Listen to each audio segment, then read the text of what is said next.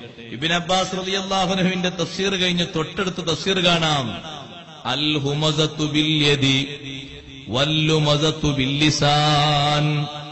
അബൂ സയ്യിദ് റളിയല്ലാഹു അൻഹുവിന്റെ തഫ്സീർ കാണാം. അൽ ഹുമസത്തു ബിൽ യദി, രണ്ടും പരിഹാസമാണ്. ഒന്ന് കൈകൊണ്ടുള്ള പരിഹാസം. കൈകൊണ്ടുള്ള പരിഹാസം നടക്കാറില്ലേ? അതിനല്ലേ ഉപകരണം. കൈകൊണ്ടല്ലേ കാര്യമായതിൽ പരിഹാസം നടക്കുന്നത്. നാവുകൊണ്ടുമുണ്ടല്ലോ പരിഹാസം നടക്കുന്നുണ്ടല്ലോ. ശബ്ദത്തിലൂടെയല്ലേ നാവുകൊണ്ട് പരിഹാസം നടക്കാറില്ലേ? വോയിസ് മെസ്സേജിലൂടെ പരിഹാസം നടത്താറില്ലേ?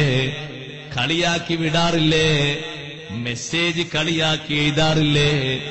മറ്റൊരാളെ കോലം ചിത്രീകരിച്ച് പലതുമാക്കി വിടാറില്ലേ?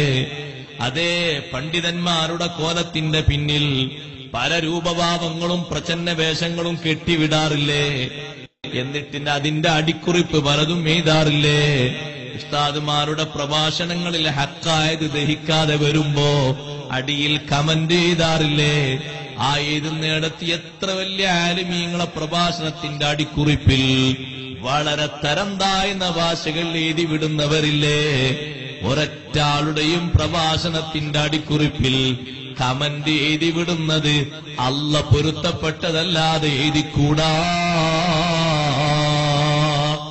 നിങ്ങൾക്ക് ദഹിച്ചാലും ശരി, ദഹിച്ചില്ലെങ്കിലും ശരി, ഏത് എഴുത്തിനെ പറ്റിയും സഹോദരന്മാരെ സഹോദരിമാരെ ചോദ്യമുണ്ട്.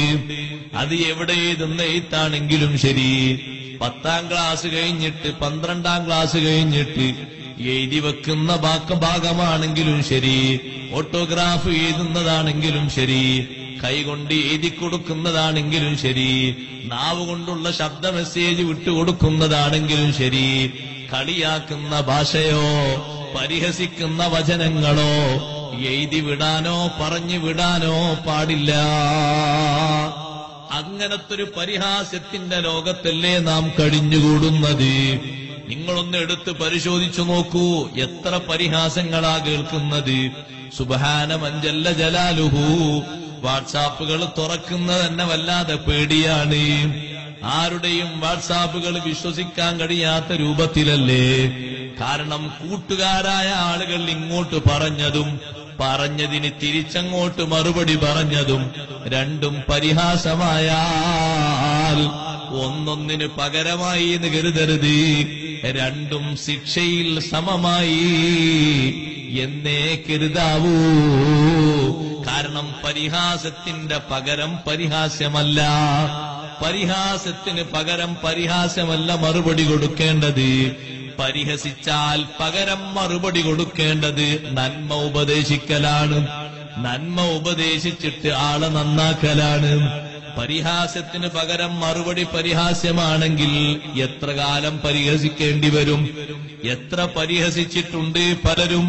പക്ഷേ മുഅ്മിനീങ്ങളത് സഹിച്ചിട്ടുണ്ട്, ക്ഷമിച്ചിട്ടുണ്ട്. പോരായ്മ പറഞ്ഞിട്ടില്ലേ പലരെ പറ്റിയും. ക്ഷമിക്കാനല്ലേ അല്ലാഹുവിന്റെ നിർദ്ദേശമുണ്ടായത്. മദീനത്തെ പള്ളിയിൽ അന്തേവാസികളായി കഴിഞ്ഞിരുന്ന മുതല്ലിമുകൾ, പാവപ്പെട്ടവരായ അസ്ഹാബു സുഫ, അവരവിടുന്നൊന്നൊന്ന് മാറ്റി നിർത്തണം. കാരണം അവര് കുളിക്കാത്തവരാണ്, അവര് പുതിയ ഡ്രസ്സ് ധരിക്കാത്തവരാണ്, ഈ രൂപത്തിൽ കഴിയുന്നവരാണ്.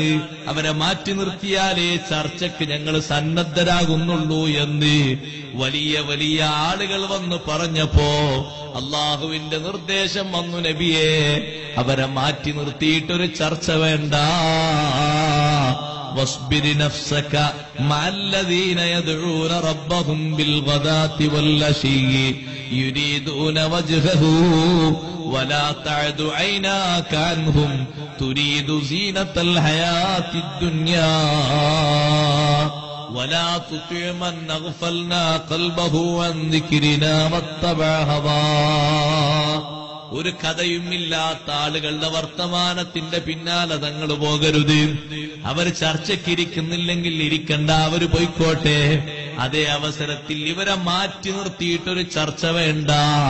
ഇവരെ പരിഹസിക്കാനല്ലേ അവരങ്ങനെ പറഞ്ഞത്, അത് സ്വീകരിക്കേണ്ടതില്ല.